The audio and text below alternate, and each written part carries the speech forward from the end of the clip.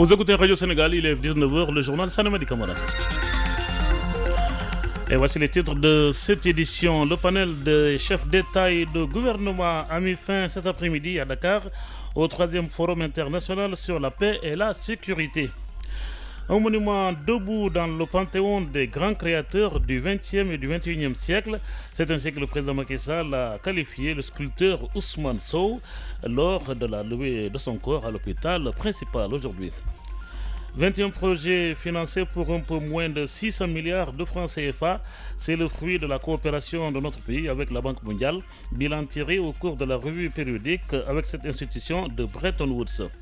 Nous irons à la place Soweto où nous allons avec Marianne Ndiaye faire le point du vote du projet de budget du ministère de la Jeunesse. Auparavant, à l'Assemblée nationale toujours, les députés ont adopté le projet de budget du ministère de l'Intérieur. La sécurité des citoyens et la nouvelle carte d'identité biométrique ont été au centre des préoccupations des députés. Sur le continent en Gambie, la commission électorale a recompté les voix après des erreurs signalées. Le résultat est toujours le même, avec tout de même un resserrement des voix entre Adama Barrow, le président élu, et Yaya Jammeh, le président sortant. L'écart s'est réduit de 50 000 à 20 000 voix. Le journal des sports sera présenté en direct par Benoît Badian. Quant à la rubrique économique du jour, elle est consacrée à l'entrepreneuriat agricole en Casamance. Elle est réalisée par Younous Diédiou. Enfin, la revue de presse présentée par Elisabeth Agnassar mettra fin à cette édition. Mesdames, Messieurs, bonsoir et bienvenue à ce journal. À la partie technique, vous avez Alexis Ndiaye. Le panel des chefs d'État et de gouvernement a mis fin au 3e Forum international sur la paix et la sécurité de Dakar. Le président Macky Sall a invité les pays musulmans à apporter une réponse doctrinale face à l'intégrisme ou l'extrémisme, l'extrémisme violent au-delà de la riposte militaire. Ces propos sont recueillis par Awa Diop Gueye. La menace est globale et que nul n'est à l'abri. Cela confirme à l'évidence la nécessité non seulement d'échanger sur l'analyse des solutions ou l'analyse des situations, mais surtout de partager nos expériences sur les solutions efficaces à mettre ensemble en œuvre. Cette année, nous avons surtout mis l'accent sur le besoin de trouver des solutions pragmatiques et rapides, notamment par l'adaptation de nos forces de défense et de sécurité face aux menaces asymétriques, en renforçant en particulier la formation et l'équipement. Nous avons également abordé la réponse doctrinale de l'islam à l'extrémisme violent, un sujet non suffisamment exploré jusqu'à présent. Je pense que nous devrons nous arrêter un moment sur le sujet de la réponse doctrinale, que les pays africains puissent, les pays musulmans, puissent ensemble, au-delà des clivages, réfléchir sur les réponses à donner. Parce que ça va être une réponse globale qui permettra, en tout cas, de neutraliser cette propagande extrêmement nocive à nos enfants qui, aujourd'hui, se radicalisent par le net. Le contrôle aussi des contenus reste une préoccupation. Nous avons évoqué le triptyque sécurité, démocratie et développement. Mais comment assurer la sécurité sans avoir accès et sans maîtriser les contenus de ce qui se passe sur la toile? Voilà une équation également que nos chercheurs et autres penseurs doivent aider à élucider. Le chef de l'État, donc, le président Macky Sall, lors de la clôture donc, de ce forum sur la paix et la sécurité, donc le 3e forum international sur la paix et la sécurité ici à Dakar.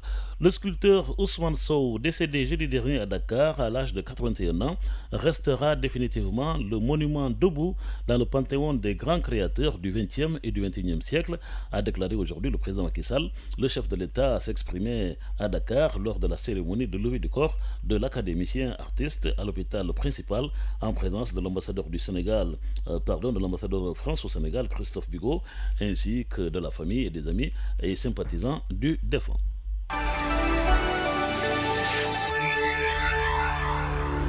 Le Sénégal et la Banque mondiale ont passé en revue le portefeuille de leurs projets, 21 projets pour un montant global de 595 milliards de nos francs. Un portefeuille fort qui va le devenir davantage, puisque la Banque mondiale prévoit d'ici à juin 2017 de financer de nouveaux projets à hauteur de 400 milliards de francs CFA. Une revue qui a permis un dialogue inclusif de tous les acteurs, nous dit Yolande Diaye dans son compte rendu. La régularité de la revue du portefeuille des projets financés par la Banque mondiale est la preuve du dynamisme entre notre pays et cette institution. Le volume financier engagé est de 595 milliards pour 21 projets. Au-delà du volume, il faut surtout considérer le taux de décaissement du portefeuille, a rappelé la directrice des opérations de la Banque mondiale pour le Sénégal. Selon Mme Louise Code, ce taux au 30 novembre 2016 était de 45%. Cela peut être considéré comme une bonne performance, mais il faut aller plus loin et pour ce faire, il est impératif de résoudre certaines contraintes majeures qui retardent considérablement la mise en œuvre de certains projets du gouvernement financés par la Banque mondiale. Parmi ces contraintes, on peut citer la double revue des dossiers de passation de marché par la DCMP et par la Banque mondiale qui contribue à l'allongement des délais d'exécution, la question récurrente de la mobilisation effective à temps de la contrepartie nationale qui affecte 50% des projets et crée des problèmes. Revenant sur la question des conditions de travail du personnel des projets, la directrice des opérations de la Banque mondiale dira qu'elle est toujours en instance. Cependant, une nouvelle grille de rémunération est en cours de validation. Pour Mme Louise Code, la réussite d'un projet ou d'un programme dépend en grande partie de l'adoption d'une politique sectorielle bien établie, l'existence de capacités techniques nationales, un ancrage institutionnel bien défini et aussi la mise en place d'un comité de pilotage. Mais en dépit des problèmes susmentionnés, le portefeuille des opérations de la Banque mondiale au Sénégal enregistre des résultats probants qui contribuent à la mise en œuvre du plan Sénégal émergent et à la croissance de l'économie du pays, a souligné la directrice des opérations pour la Banque mondiale au Sénégal. Pour terminer. Et puis, répondant aux préoccupations de la directrice des opérations de la Banque mondiale pour le Sénégal, le ministre de l'économie, des finances et du plan s'est voulu rassurant quant aux problèmes qui plombent la bonne exécution de ce projet.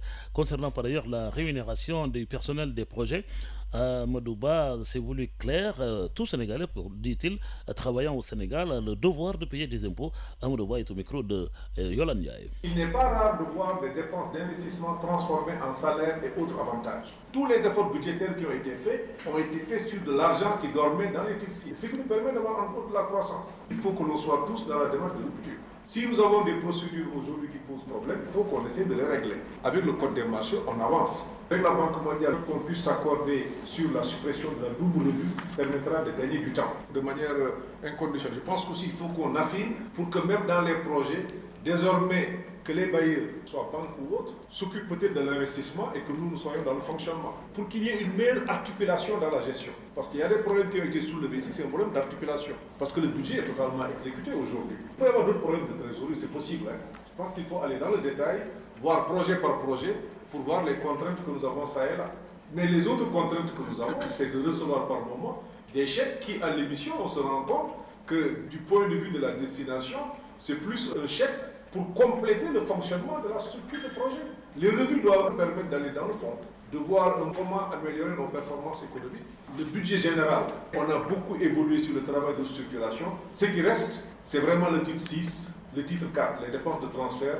Là, 2017 va être une année où on va entrer en profondeur dans toutes ces dépenses et toutes les dépenses qui ne seraient pas éligibles se les rapatrier ou affecter à d'autres services. La Banque mondiale est tout à fait d'accord avec nous sur cette option. Vous avez posé aussi un autre problème qui est extrêmement important, c'est le problème de l'ouverture des comptes dans les banques. On a plus d'une vingtaine de banques et nous avions souhaité que toutes les banques puissent bénéficier de ces fonds. Ça a permis au système bancaire sénégalais d'être un système assez robuste et d'éviter que 2 ou 3 banques qui ont de grandes capacités puissent gérer les grands projets. Ce principe a une limite. Il ne faut pas aussi que dans la volonté de démocratiser, de donner à tout le monde, que l'on ait des contraintes d'avoir des banques sur des projets qui, certainement du point de vue de leur capacité, n'ont pas de moyens de suivre les projets dans les délais. Mais nous avons déjà écrit aux banques pour dire que sur les projets financés par les bailleurs, plus d'ajouts. Et puis après avoir financé 1019 projets publics et privés pour plus de 4 000 milliards de francs CFA, la BOAD va davantage garantir l'efficacité de ces institutions, ou plutôt de ces interventions. Aussi a-t-elle élaboré 4 nouveaux mécanismes de gouvernance.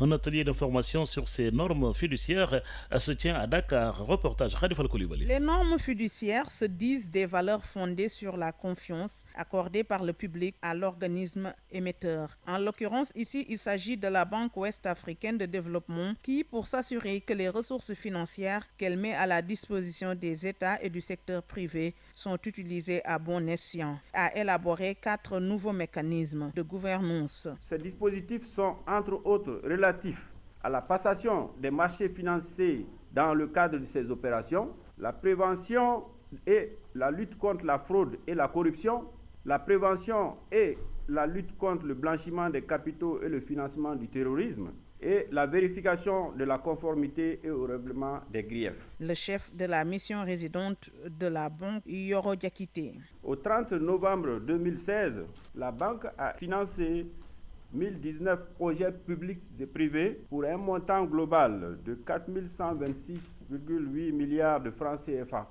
En ce qui concerne spécifiquement le Sénégal, à la même date, les financements de la banque se chiffrent à 681,5 milliards de francs CFA pour 160 opérations. Dans l'exercice de ces activités, l'organisation de ces séminaires procède de la volonté de la banque de partager avec vous le contenu des nouveaux mécanismes qu'elle a mis en place pour renforcer sa gouvernance et ses outils de gestion. Concrètement, il s'agit de garantir la sécurité financière de ces opérations de sorte à ce que ces fonds ne soient pas utilisés à des fins de blanchiment de capitaux et de financement du terrorisme. Veiller à ce que les projets financiers tiennent compte des enjeux actuels de développement durable et de protection de l'environnement dans l'ensemble de notre sous-région. La BOAD entend ainsi s'adapter à un environnement en perpétuel changement en se dotant de ces outils afin de garantir l'efficacité de ces interventions. La 4e réunion ordinaire de l'année 2016 du comité de politique monétaire de la BCEAO s'est tenue ce matin à Dakar.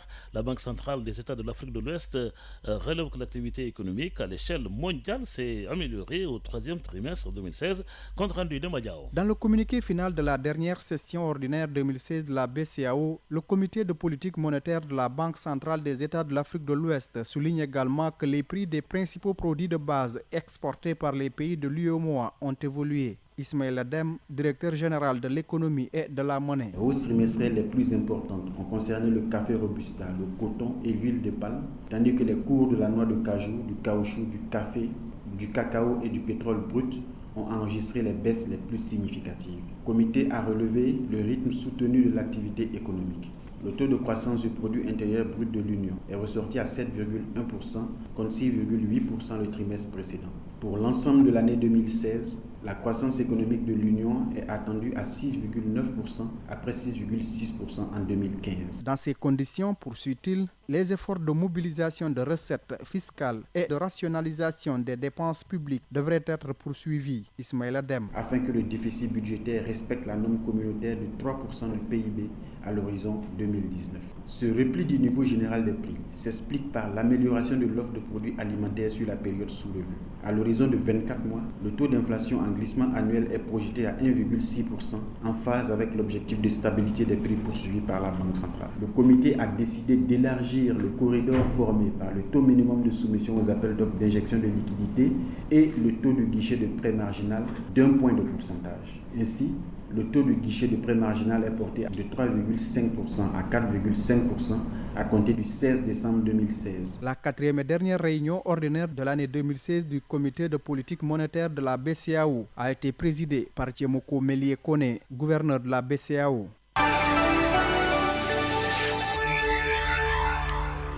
À 19h15, nous allons à l'Assemblée nationale pour y retrouver notre reporter Marianne Senghor. J'ai dit par erreur tout à l'heure Marianne Dia, il fallait entendre bien sûr Marianne Senghor qui va nous parler du vote du projet de budget du ministère de la Jeunesse. Bonsoir Marianne.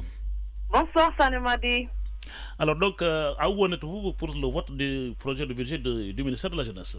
Voilà, donc pour l'année 2017, le projet de budget du ministère de la Jeunesse, de l'Emploi et de la Construction citoyenne est arrêté à plus de 17 milliards contre donc plus de 11 milliards en 2016, soit une hausse de plus de 5 milliards. Une hausse bien appréciée par les députés, mais qui ont quand même plaidé pour une augmentation beaucoup plus significative du budget compte tenu de la cible jeunesse que ce ministère a en charge. En effet, les députés ont jugé ce ministère très sensible. C'est pourquoi plusieurs d'entre eux se sont inscrits, 47 au total, pour débattre sur plusieurs points tels que l'immigration clandestine, la réinsertion des jeunes qui étaient en détention, sur l'éducation, car selon quelques députés, les jeunes semblent de nos jours perdre leur repère, donc une bonne éducation citoyenne serait bénéfique pour tous. Les députés ont aussi émis leur souhait d'avoir dans chaque département un domaine agricole communautaire DAC, parce que selon eux, dans l'immédiat, c'est le programme donc du domaine agricole communautaire DAC qui constitue la meilleure réponse permettant d'occuper des jeunes sans qualification et leur procurer des revenus. Voilà donc, Sanem a dit, pour l'instant, c'est tout ce qu'on a, c'est tout ce qu'on peut noter. On attend bien sûr les réponses du ministre de la Jeunesse sur ces quelques points soulignés par les députés et bien entendu de voir si ces derniers vont adopter le projet de budget qui, je le rappelle, s'élève à plus de 17 milliards. Voilà, merci Marianne Senghor qui nous a fait donc un compte rendu succinct de la séance plénière et des discussions concernant le vote du projet de budget du ministère de la Jeunesse. Et nous prenons rendez-vous avec vous dans les prochaines éditions et notamment à 22h. Le ministre de l'Intérieur avait fait face aux députés ce matin pour le vote du projet de budget de son ministère. Les députés ont abordé les questions liées à la sécurité avec le déficit d'agents de police et le manque de moyens logistiques.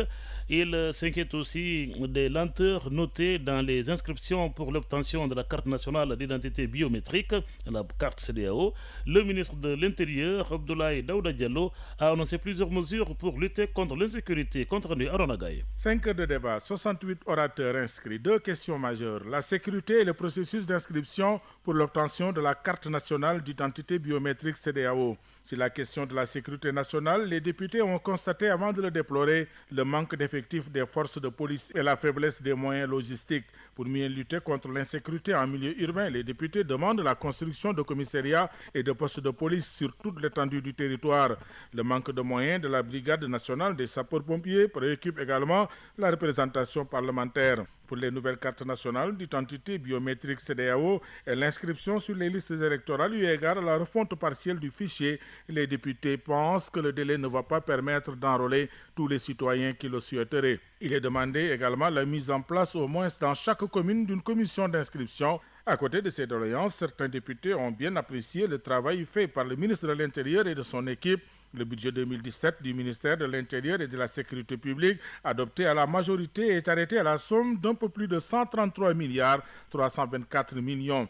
Il connaît une hausse de 57 milliards, une hausse due entre autres aux dépenses de personnel avec le recrutement de plus de 3000 agents au ministère de l'Intérieur, dont 1800 pour la police nationale. Dans ses réponses, le ministre de l'Intérieur a annoncé la construction de 10 commissariats de police. Des opérations de terrain vont également être menées. Concernant la dégradation des édifices de l'administration territoriale, Abdoulaye Daouda Diallo reconnaît que 123 sous-préfectures sont dans un état de délabrement très avancé. Pour le processus électoral, le ministre de l'Intérieur a la conviction qu'on aura un bon fichier d'ici la date de clôture des inscriptions le 3 avril. Le monde bouge et vous devez le savoir. C'est pourquoi Radio Sénégal vous tient informé des faits, gestes et paroles qui impactent la marche du monde. C'est géo, c'est politique et c'est international. 19h19, la page inter de ce journal à présent. La Gambie et la commission électorale a rectifié ce matin les résultats de l'élection présidentielle. Moins de 20 000 voix séparent désormais Adama Barrow, le nouveau président, qui obtient 227 000 voix, et Yaya Jammeh, le président sortant, crédité de 208 000 voix. Et dans le premier décompte, les deux adversaires avaient 50 000 voix d'écart. Les scores définitifs des trois candidats ont bien été modifiés, mais Adama Barrow, selon le président de la commission électorale, électorale est bien élu président de la République et c'est au moment de la compilation des résultats que des erreurs avaient été commises et sur le score des régions. Les 3 candidats ont validé ces résultats selon le président de la commission électorale, Ali Oumar Ndiaye. Les candidats ont maintenant jusqu'au 12 décembre pour déposer des recours, c'est-à-dire 10 jours de délai. L'ancien chef de guerre le sanguinaire, voilà, Joseph Kony de la LRA, l'Ougandais Dominique Ongwen, voilà, a plaidé non coupable ce mardi lors de l'ouverture de son procès pour crimes de guerre et crimes contre l'humanité dans le nord de l'Ouganda. Voilà. Donc je parle bien de l'ancien chef de guerre, le sanguinaire LRA Joseph Kony, voilà, c'est le nom du mouvement. Et puis le régime syrien, à la conquête de la ville rebelle d'Alep, s'est emparé aujourd'hui de 5 nouveaux quartiers et contrôle désormais 70% de ce bastion insurgé. Un tribunal saoudien a condamné à mort ce mardi 15 membres d'un groupe de 32 personnes pour espionnage au profit de l'Iran. C'est ce qu'ont rapporté plusieurs médias proches du gouvernement. 15 autres personnes ont été coupées de 6 mois à 25 ans de prison et les 2 derniers ont été acquittés.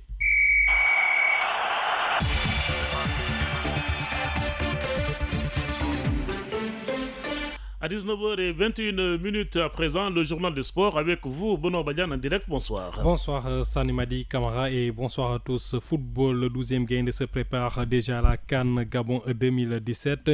Seydina Issa Laye Diop et compagnie ont lancé cet après-midi leur campagne en route pour la CAN. Le Sénégal d'abord. Le ministre des Sports a présidé à la cérémonie de lancement. Matarba justement qui est attendu demain matin à partir de 9h à l'Assemblée nationale pour défendre le projet de budget 2016 de son département.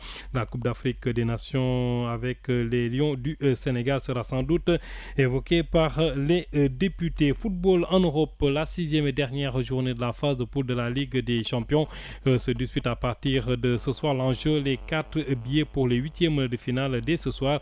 Cette équipe peuvent encore prétendre au Sésame tout à l'heure à partir de 19h45 dans le groupe H. Lyon, FC Séville. Dans le groupe B, aucun club n'est encore qualifié à suivre. Benfica, Lisbonne, Naples de Kalidou Koulibaly, Dynamo Kiev, Besiktas. Dans le groupe G, les choses vont se jouer entre FC Porto et FC Copenhague. À suivre FC Porto Leicester, Club Bruges, FC Copenhague. Rappelons que les rencontres se disputent à partir de 19h45. Suite demain mercredi. Toujours en Europe, le meilleur joueur 2016 de France Football sera connu lundi prochain 12 décembre. Son nom sera dévoilé à partir de 19h sur l'équipe et sur les réseaux sociaux de l'hebdomadaire. Le grand favori cette année est Cristiano Ronaldo qui a remporté la Ligue des Champions avec le Real Madrid et l'Euro 2016 avec le Portugal. Toujours en sport, le Sénégal qui croise demain mercredi l'Angola en finale de la CAN de handball féminin à Luanda. Le coup d'envoi sera donné à partir de 18h. Ce sera au pavillon des sports de la capitale angolaise. Des Lions du hand vont disputer leur 2e finale après 1974. Le Sénégal et l'Angola, rappelons-le, sont aussi qualifiés au mondial de handball féminin prévu en décembre 2017 en Allemagne. Et puis en basketball chez nous, la 3e journée du National 1 démarre demain mercredi à Marius-Ndiaye. 17h Sibac Saltigué chez les garçons, à 18h30 Duc Diaraf chez les dames à Thiès au Stadium La Dior, à 15h Don Bosco l'Union sportive de Ouakam chez les dames et à 16h30 ASC Thiès Saint-Louis Basket Club chez les garçons. À 18h Mboro reçoit Rail chez les garçons pour le choc des Thiessois. À Mbour à 16h30 Mbour Basket Club Jeanne d'Arc chez les dames et à Louga à partir de 16h30 Louga Basket Club reçoit la Jeanne d'Arc de Dakar chez les garçons. Suite jeudi et vendredi. C'est tout pour les sports. Sani Madi Camara. Voilà, c'était donc Benoît Badian en direct dans ce journal qui nous présentait le journal des sports. Il est présent 19h24. Et nous en arrivons à la rubrique Keko. La Casamance, en Casamance, voilà, l'entrepreneuriat agricole est victime de préjugés défavorables au point que rares sont les jeunes qui acceptent de se lancer dans le travail de la terre. Et pourtant, le secteur est très porteur et ceux qui osent bien s'en sortent bien. C'est l'objet de ce dossier économique signé Younous Diédiou. La Casamance, qui tire son nom du fleuve Casamance, se situe au sud-ouest du Sénégal Elle est considérée comme le grenier du pays de la Teranga, ce qui atteste des prédispositions de cette localité du point de vue agricole. Landim Badji est à la fois membre du CRCR et de l'AJAC, c'est l'association des jeunes agriculteurs de Casamance. L'agriculture, il y a beaucoup d'activités là-dedans, à commencer par l'arboriculture, les cultures de rente, les cultures contre-saison, donc c'est le maraîchage. L'autre avantage, c'est qu'on a un bon environnement, notre terre est bonne et donc la pluviométrie est abondante par rapport aux autres régions. Seulement le grenier, c'est depuis des lustres désemplis et beaucoup de jeunes par ailleurs braves valides du terroir ont tendance à délaisser les métiers liés à la terre. Bassamba Diégué, le secrétaire général de la Chambre de commerce, d'industrie et d'agriculture de Ziguinchor. On pense à cet outil très compliqué à utiliser, c'est le Kadiandou. Il n'y a pas le business de l'agriculture, c'est-à-dire qu'un entrepreneur agricole avec du matériel qui crée des emplois, qui recrute, qui a un grand périmètre, qui réalise un investissement et qui gagne beaucoup d'argent, il est manager en fait d'une entreprise agricole. Nos institutions financières sont frileuses, surtout quand il s'agit de financer l'agriculture parce que nous sommes toujours dans une agriculture enrhumée à la saison des pluies. Au-delà donc des préjugés défavorables dont est victime le secteur primaire, l'agriculture croule aussi sous le poids des contraintes liées au foncier et à l'absence de financement. Landim Badji. Il n'y a pas une politique incitative. Il y a aussi les aléas climatiques. La contrainte foncière existe aussi. Les planteurs n'ont pas l'accès facile à la banque. Et la procédure est longue, elle est lourde, ça dépasse les moyens financiers des planteurs et c'est un facteur bloquant. Pourtant, le secteur est porteur et ceux qui ont pris le risque d'entreprendre s'en sortent à merveille. C'est le cas des jeunes de Cafés dans le Bignona qui exploitent 50 hectares de terre. Maud Lamine Guémé est le responsable. Depuis 2013, on a initié la ferme de café. Sincèrement, c'est une activité qui est rentable. Nous avons exploité 3 campagnes. Nous avons emblavé 15 hectares. Le chiffre d'affaires, 63 millions, 88 millions, ça dépend. Le bénéfice peut aller au-delà de 15 millions. Aujourd'hui, les femmes d'autres sont revenues de Dakar, de la Gambie, tout ça. C'est pourquoi aujourd'hui, l'horizon s'éclaircit avec une jeunesse qui commence à voir les opportunités qu'offre la terre. C'est ainsi que l'essentiel des dossiers déposés au niveau des projets et programmes de financement des jeunes sont liés à l'agrobusiness. Ziguinchor Yunus Yeyou pour Radio Sénégal.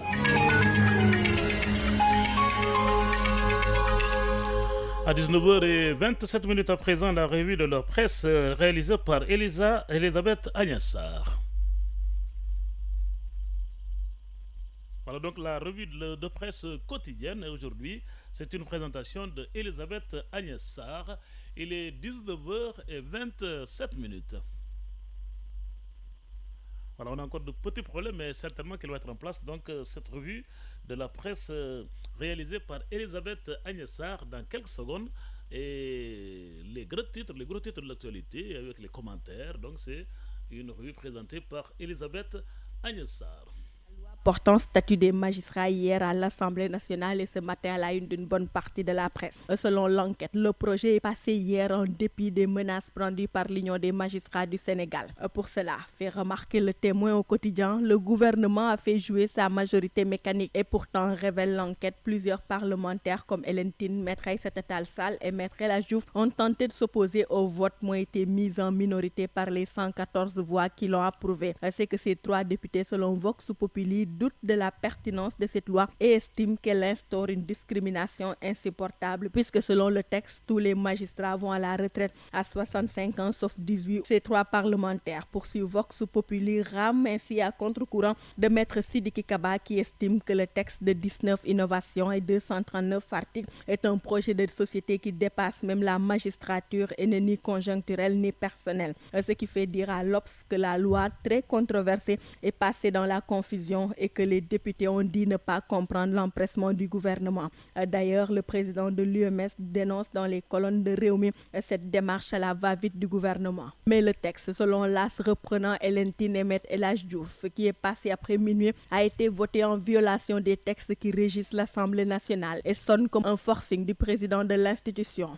Quoi qu'il en soit, relève Sud Quotidien, l'Union des magistrats du Sénégal se braque, déplore une division de la magistrature en 2 blocs et dit ne pas se retrouver retrouver dans les changements prévus par la réforme. C'est d'autant plus que poursuit le président de l'UMS dans les colonnes de Walfadjri. Plusieurs modifications ont été insérées in extremis dans le texte sans concertation préalable. L'UMS de se demander alors si on ne devrait pas prendre en compte les aspirations de la justice et non lui imposer une réforme. En tout cas, souligne l'AS, l'UMS a commencé à répliquer. En effet, selon le journal, le bureau exécutif a adressé hier au secrétaire général de l'Union internationale des magistrats une correspondance pour lui faire part de sa décision de ne plus organiser la réunion du groupe africain qui regroupe tous les magistrats du continent. L'autre actualité à la une de la presse ce matin est le 3e forum sur la paix et la sécurité en Afrique, lancé hier par le chef de l'État. Selon Le Soleil, le chef de l'État qui présidait l'ouverture a invité les États africains à renforcer davantage les capacités des forces armées pour faire face à la menace terroriste. C'est que poursuit l'astre national reprenant le président Macky Sall.